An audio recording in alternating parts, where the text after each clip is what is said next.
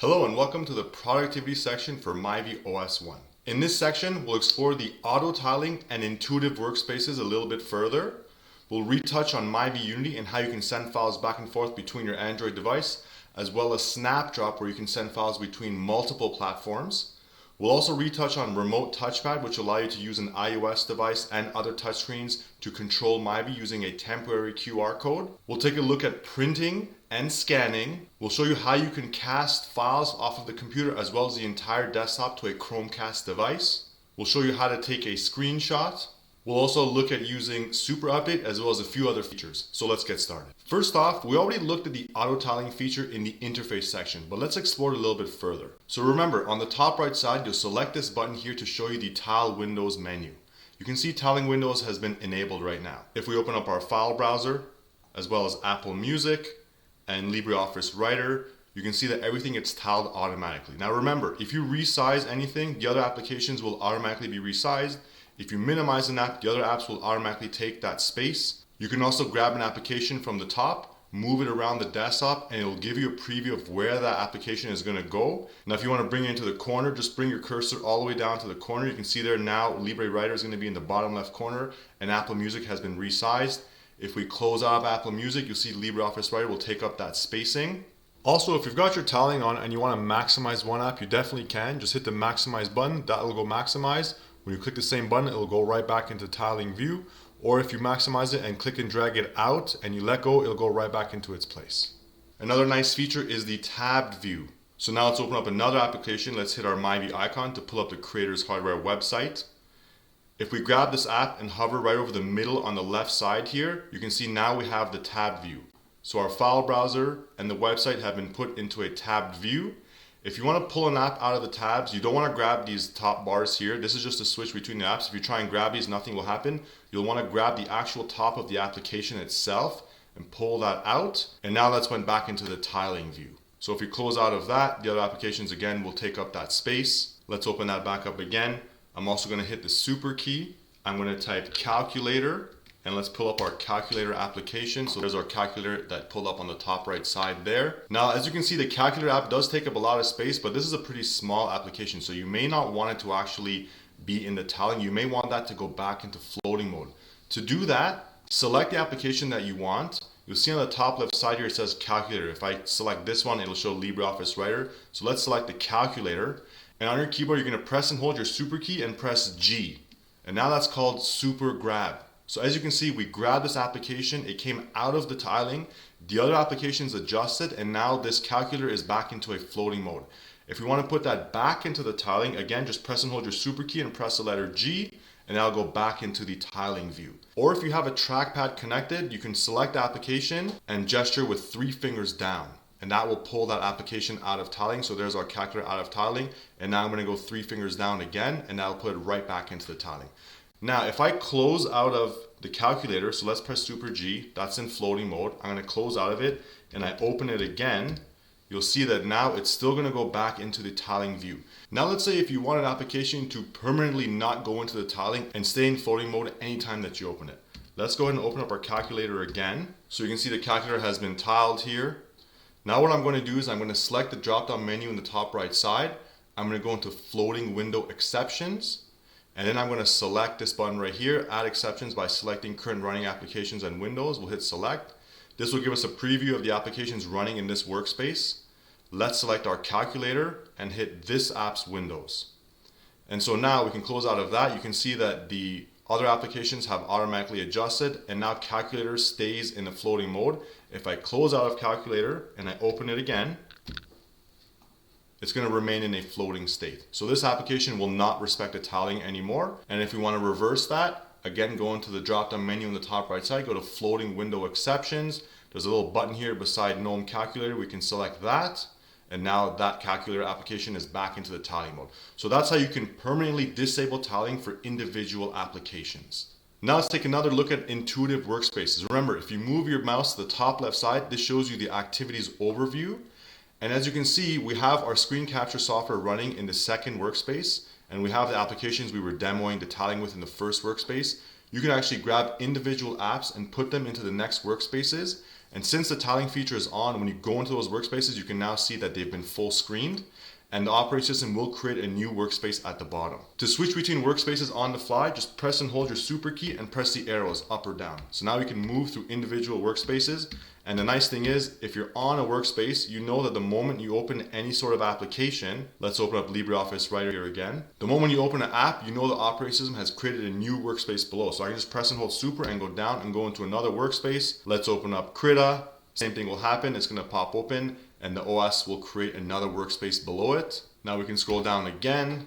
And now let's open up another application. Like for example, let's grab Inkscape.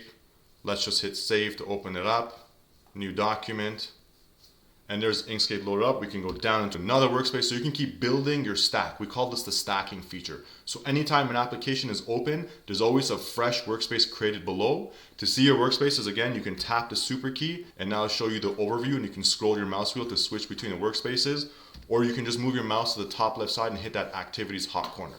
When you hit the hot corner, again, this brings you into the overview. You can switch between apps. Now let's grab these applications and bring them right back into that first workspace.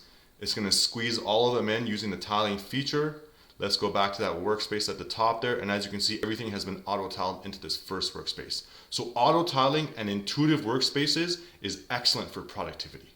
Another thing we'll briefly touch on is Caffeine. Remember this button on the top right side, the coffee cup? When you select that, that will prevent the screen from turning off. So if you're in work mode and you don't want the screen to blank out on you, you can select Caffeine. Another thing Caffeine does is disable the nightlight. Nightlight will change the color temperature of your screen after sunset to make it easier on your eyes. You can right click on the desktop, go to display settings to find the nightlight menu. Just click on the nightlight at the top there. And by default, location service is off. So regardless of what's been selected here, it will fall back to whatever your manual schedule has been set to. And the default is 8 p.m. for sunset and 6 a.m. for sunrise.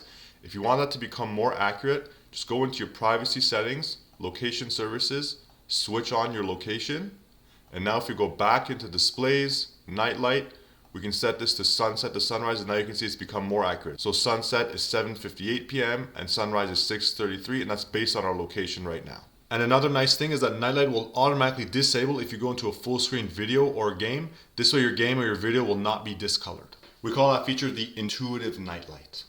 Okay, next let's retouch on Myvi Unity. Remember, Myvi Unity allows you to control your computer from the phone and send files back and forth. And the nice thing is it doesn't compress any video files or image files. They are the full quality files going back and forth.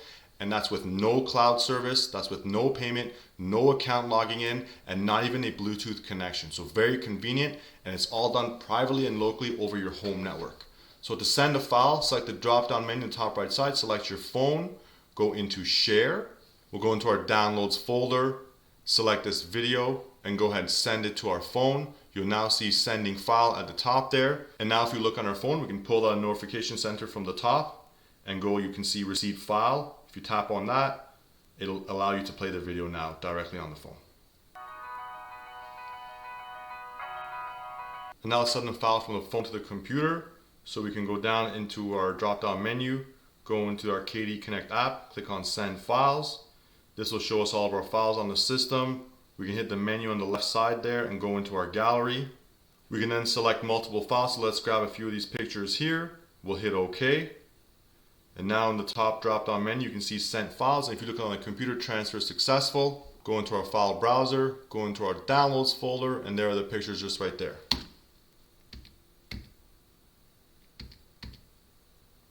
So Myvi Unity is very handy for creators because you can take videos and pictures on your phone, send them to the computer, do your editing, and then send them right back and post them on social media. We covered Myvi Unity in depth in the phone and device pairing section, how to get started with it, the majority of the features and functionality you'll find there, as well as troubleshooting. Long story short, if it's not connecting, just restart your phone. 9 times out of 10, restarting your phone will fix the problem. And the next way you can send files between devices is Snapdrop. So if you want to send files between a device that's not permanently paired with the computer and you just want to create a temporary connection, hit your super key, type Snapdrop, open the Snapdrop application, then go to snapdrop.net on the other device. Now it works whether it's a Windows PC, an Android phone, an iOS device. Just go to snapdrop.net, make sure they are on the same Wi-Fi network, and you can send files back and forth using Snapdrop. Here's a demonstration of that. We're going to open up our Safari web browser. We're going to search for Snapdrop, And there it is, snapdrop.net. Here we are on the site. If you'd like to add it to your home screen, just tap the button right here and select add to home screen. We're going to hit add, and just like that, we've now got Snapdrop on the home screen. We're going to open up our Snapdrop app. Now let's switch over to controlling the computer. Let's go into our hot corner on the top left side there. That pulls up our activities overview. We can then search for Snapdrop. There it is right there. I'm going to press enter. And that opens up our Snapdrop app. And now the iPad and Myvi have found each other. And now let's open up our file browser and click and drag a file. Press and hold on the screenshot. Bring it over into Snapdrop. And just like that, it's transferring. And there you go. Pops right up on the iPad. We can then click save to save that file. And the other productivity feature we'll touch on is remote touchpad. Let's open up our remote touchpad app. Here's our QR code. If you're using Myvi to actually do a demonstration or do a presentation from an iOS device and you want to control the computer just using this temporary connection, you can use remote touchpad. Here's a demonstration of that. Simply open up the camera application. You'll see the QR code gets found just right there. I'm going to tap on that link. And now our iPad is controlling Myvi. So there we go in our hot corner, just like that. We can open up other files and applications. Here's show all apps. And now as long as this window with the QR code is open, the iPad will be controlling Myvi. And as you can see, we have 2-finger scrolling. So we can really take control of the full system with an iPad here. Or for example, if we want to search for a video, let's search Linus. And pull our keyboard down, hit that button right there, and just like that, Linus shows up on the computer. Now we've already covered how to get set up with Myvi Unity and explored the majority of its features, as well as Snapdrop and remote touchpad in the phone and device pairing section. So if you haven't seen that, definitely go check out that video. Okay, now let's look at sharing your screen to a TV. Now the easiest way to do this is with a Chromecast device. You want to get that connected and set up to your TV. So what we'll do now is we'll share this screen onto that TV right there. And of course, you'll want to make sure that your Myvi and your Chromecast are connected to the same Wi-Fi network. So let's open up Google Chrome. First things first, let's just go grab a video. Okay, so here's a video. You can see this button right here that says play on TV. If you select that, you'll see a menu on the top side that says living room TV. Once you hit that, it'll play right there on that living room TV. And the TV does turn on and it switches to the correct HDMI input, which makes it very convenient. You'll want to also hit this play button right here. And there's the video now playing on the TV. And if you want to disconnect it, select the menu at the top right side, just right here. Go into cast. You'll see your living room TV there. You can stop casting, and now that's disconnected from the TV. You can also cast any tab. So let's open up a new tab. Here we are on the Creators Hardware website. So let's select the menu in the top right side. We'll go into cast. And now under sources, you can see we have cast tab selected. If I select living room TV, there's the website right there. And if I scroll down, you can see it's going right along with my mouse. And we can select this menu here to stop casting it. And to cast our entire desktop, you'll want to have Google Chrome open, select the same drop-down menu, go into cast. But under sources, you want to switch it to cast desktop. And we'll click that button right there. And now our entire desktop has been loaded onto the TV. So there we are switching through applications and other workspaces. And the complete desktop has been casted to a TV. Now, if you're playing something with sound, it won't go there. The sound will actually play on the computer. So let me just open up a video to demonstrate that. Let's go into downloads and we'll preview this welcome video. So the sound is actually playing from the computer and not from the TV. If you'd like to play a local video file off the computer on your TV, what you'll want to do is have the file browser and Google Chrome open side by side. You can click and drag the video into Google Chrome. There's the video playing. I'm going to just pause it. Again, go to the menu on the top side there. Click on Cast and select Living Room TV. And there you go. Now the video is there. We can click on the little full screen button on the video, which is just right there. We'll select full screen. And now the video has actually been full screen. And if we play it, now sound actually comes from the living room TV. We'll tap that to pause it. You can hit the little cast button here, and now we'll stop it from casting there. So you want to make sure that you click and drag the file into Google Chrome. If you right click on the file and you go into open other application and select Chrome, what will happen is it'll actually set that to default. So you don't want to do it that way. If you do that by accident, just right click on the file, go to properties, go to open with, and make sure MPV has been selected again and go set to default. So that'll set it back to normal in case you do that. So remember, the best way to do it is to just click and drag the file right into Chrome. That'll prevent the default application from changing. And then you can select your cast button and cast that to your TV. Now let's take a look at printing and scanning. Now one of the nice things about Myvi OS is it does find printers and add them automatically. If you go to your printer's manufacturer's website, you will not find any software for Myvi OS, but that's okay because it will be added automatically the moment you connect to your Wi-Fi. 99% of the time they are added automatically. You don't have to do anything further. If for some reason you have the rare case of it not being added automatically, just click on the menu in the top right side, go into your settings and go into printers. You'll see our HP OfficeJet has been added, and whenever it connects to the Wi-Fi, you'll see a notification at the top to let you know that it has been connected.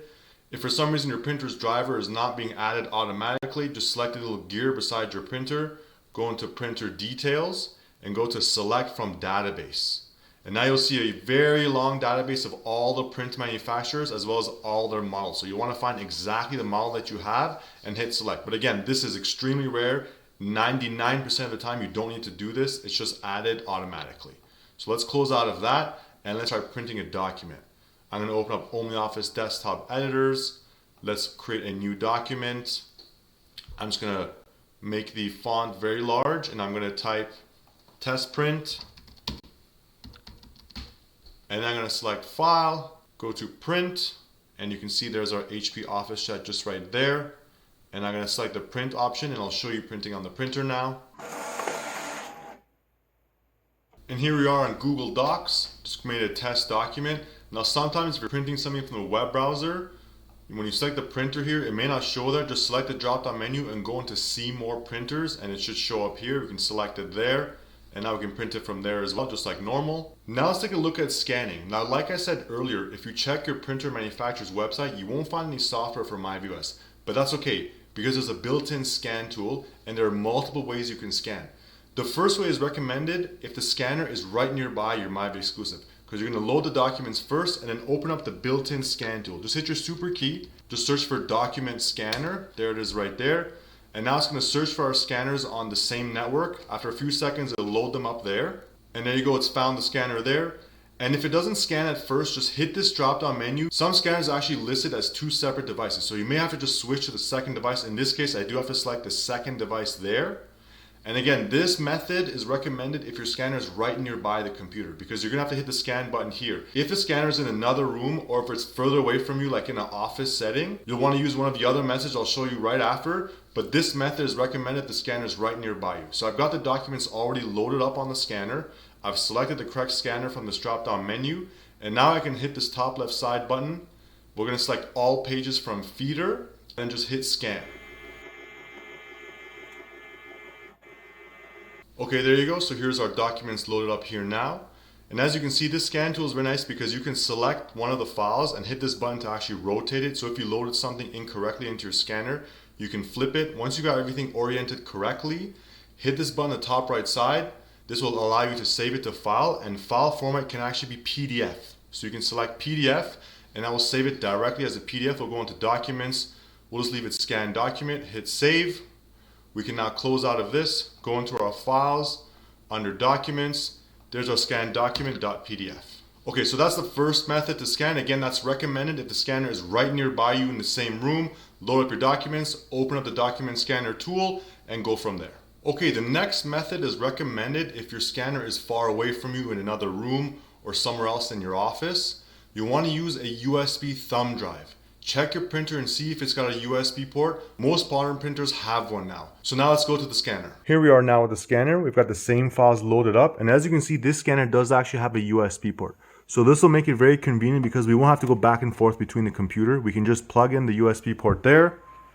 And now we're going to go into our menu here. It's found that USB. We're going to hit scan to memory device and just hit start scan. Now it's going to pull those through, save them onto the USB. Then we can take our documents and our USB and go back to the computer. Okay, we're done now. Now we can simply pull out our USB, grab our files, and we can go back to our desk with everything in hand. And this is very convenient if you have the printer like how I have here and it's actually far away from the computer. This will be your preferred method. And here we are back at the computer. We can plug in our USB thumb drive. Now you'll want to use this top USB port right here.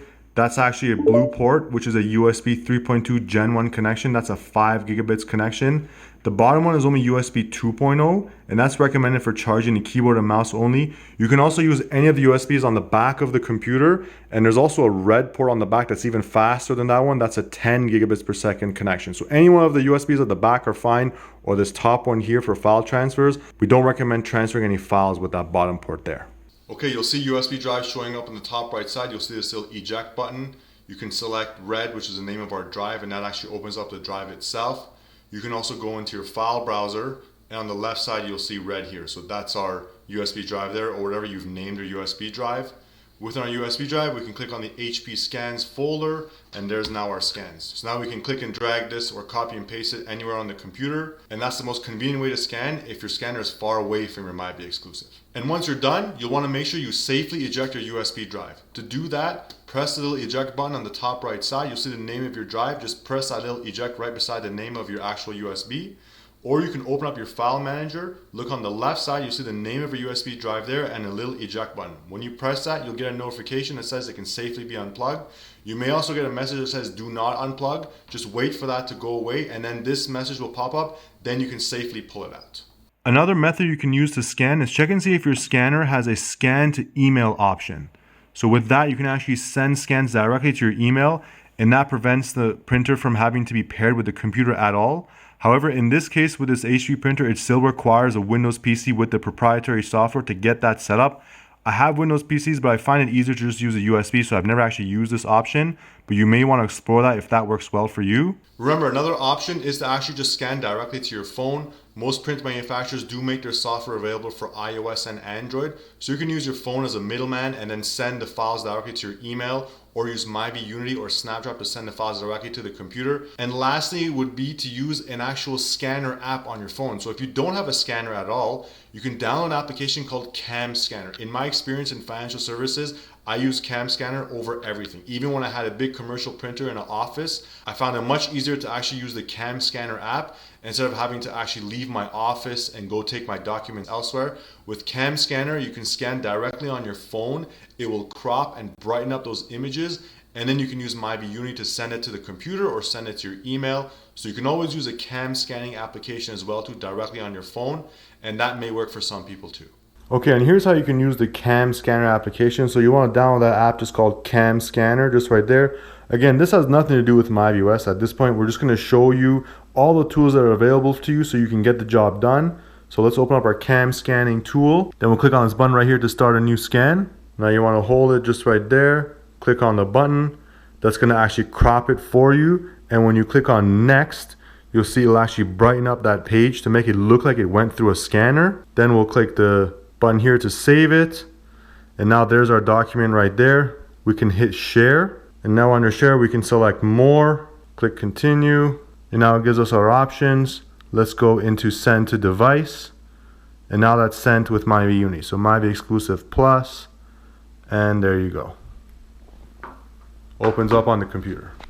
Now the file just opened up right here on the computer. We can click download and save it. So that's how you can use Cam Scanner to scan files directly to the computer. You can either email them to yourself or use Myvi Unity. It'll open up a new browser window with the file right there, and you can just download to the computer hitting that button in the top right side. So there are several ways to scan, either using a scanner or using your phone. You can choose which method works best for you. Now let's take a look at how you can lock your screen if you're stepping away from your desk. First, you can select the drop-down menu in the top right side and just hit that lock button. That will lock the screen. There's also a lock button directly on the keyboard. It's this button all the way at the top right side. If you just tap that, you'll see the screen will lock automatically. Okay, I just put in my password and we're back in. There's also a keyboard shortcut. If you prefer keyboard shortcuts, you're gonna press and hold the super key. While you're holding that, press L, and that will also lock the screen. And if you want the computer to automatically lock, select the menu in the top right side, go to your settings. On the left side, you'll want to go into privacy and go into screen lock. You'll see this switch here that says automatic screen lock. Just switch that on. And now after you've stepped away from your computer, it will lock after 5 minutes. The mouse also turns off after a while to conserve power. You can then click it to wake it up, move it, and that will wake up your screen. And when you come back, input your password and you're back in. Taking a screenshot is really simple. You can do so by pressing the print screen button. That'll take a screenshot. And if you open up your file browser, go into the pictures folder. That right there is a screenshot we just took. If you don't want to capture the entire screen, you can also take a partial screenshot. That can be done by holding Shift and then hitting the print screen button. You'll see the cursor will actually turn into a crosshair. And then you can go hover over anything you need, click and drag over it. When you let go, that will then be taken. If you go back into our file browser, there's our partial screenshot.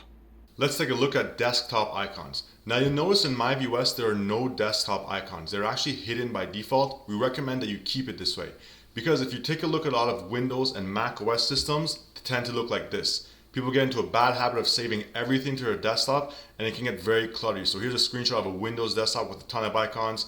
Here's a Mac OS desktop with a ton of icons. So this is just a bad habit and you don't want to get into it.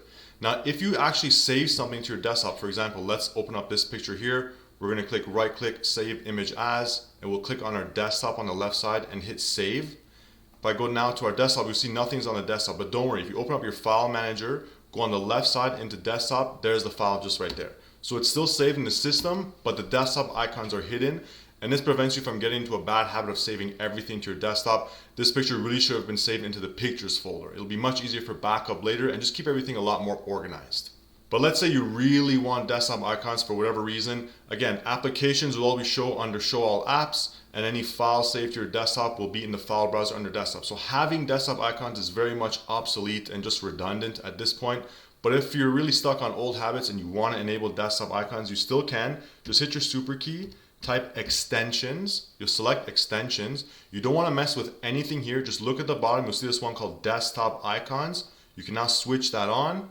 If you close out of here, now you can see there's those desktop icons on the home screen. Steam has already popped up here. There's that picture. We have the trash bin here, but we also have the trash bin at the bottom. So again, it's redundant to have the trash bin on the desktop there. And if you select the right click menu, now you'll have more options like new folder and things like that. So if you do want to enable desktop icons, you can. We recommend you leave it off by default. That's the way Myvi OS ships. It's going to keep your system a lot cleaner, a lot easier to organize and back up in the future. Think of it like if you were to walk into your house and you had a bunch of shoes in your foyer. It's not a nice thing to be presented with. So desktop icons are off by default, and we recommend you keep it that way. I'll also show you one more thing. If you do enable desktop icons, for example, let's create a web application. I'm going to open up the YouTube app. I'm going to select the drop-down menu, go into more tools, create shortcut, and hit open as a window. We will create that. Now YouTube has been added as a web application. If I just minimize that now, you'll see there's this random file here that shows up. This is actually the web application of YouTube. You can go ahead and delete that file. It's not necessary because it actually shows up in your show all applications menu. If you go here, there's our YouTube app there. So these files show up when you do create web applications and you have the desktop icons enabled. So as you can see, the clutter is already beginning. I'm going to go ahead and delete this file, and I'm going to go into our extensions menu. And let's go ahead and turn our desktop icons back off. So now we're nice and clean, back to normal. And I'm going to empty the recycle bin just to get rid of that extra file there. We'll empty trash. And if we want to pick up that picture again, just open up your file browser, go into desktop. There's the picture right there. Here's another excellent feature that will save you time and make you more productive. It's called Super Update. Now, operating systems typically need to update 4 things. One is the operating system itself, the core components. The other is security features, and then you have hardware compatibility like webcams, printers, things like that. And the last one, of course, is all the applications you have installed. Now, typically in an operating system, you have to update all these things separately. With Myvi OS, it's all done in one shot. And the feature can be found right here at the bottom. It's called Super Update. So you're just going to click on that feature right there. You'll see a little prompt that says ask for your password. I'm going to input my password. Once you press enter, you'll see a bunch of lines going. Don't worry about that. It's just going to check the entire system for what updates are required and go ahead and install those. And once that's done, you'll see another little window popped up here called Software Updater. Now this window will give you a few options. It will either say restart required to finish the updates. It may have a few more updates, so then you can hit install now. You see install now button. In this case, it doesn't have any more updates and no restart is required. So it just tells you this software on this computer is up to date. We can now press OK and we're all done. So now the system is fully up to date. All our apps have been updated. Hardware, security, and the OS itself are all up to date. And now we won't see that update prompt popping up and interrupting our workflow. So if you want to be proactive and you don't want to ever be interrupted, run a super update periodically. And that way you're never interrupted during work hours. You will also see from time to time a notification that says extension updates are available. You can actually go ahead and ignore that because extensions will download and install themselves and they'll be configured next time you restart your computer. So they require no maintenance and they will take care of themselves. just ignore that message. If I do pull up the extensions menu just to show you, here's one here that says this extension has an update. If you read the bottom, it says one extension will be updated on next login. So it'll take care of itself. You can ignore that message. And this is a menu you don't want to mess with at all unless you are an advanced user and you know exactly what you're doing. If you're not, just leave the extensions on their own. When you restart the computer, they'll be updating automatically. And as far as the service life goes, Myvi OS1 will be supported with security updates until April of 2025. You'll also have the ability to upgrade to Myvi OS2 well before then. We'll keep you posted on our website. If you need to reformat a USB drive, you can use the built-in disk tool. Just hit your super key, type disks. Here's a disk tool here. Let's go ahead and pop in a USB. So you can see that it shows up on the left side. This is a 2 GB USB drive. Now the nice thing is Myvi OS can read FAT32, which is a universal format that's available on Windows, Mac, and Myvi OS as well as other platforms. It can also read NTFS, which is the Windows file format. So most USBs will actually be formatted to FAT32. Those work right away. But if for some reason you want to switch a USB's formatting or you just want to reformat to clear out the data, just select the USB on the left side, select this menu at the top, and let's go to Format Disk. You can just leave everything standard here, hit Format. It's going to let you know that everything will be erased from the disk. We're going to format that. And now that's done. Then you can select the plus right here and hit Next. And we're going to name that the same thing like before, just red. And you can select which format you want. So you can select NTFS for use with Windows and other platforms. Or for use with all systems, you can leave it as FAT. That's FAT32. If you want it to be an internal disk, you'll select this one, which is exe4, and then it won't be readable on any other systems. So we'll just leave it FAT32, which is the generic default.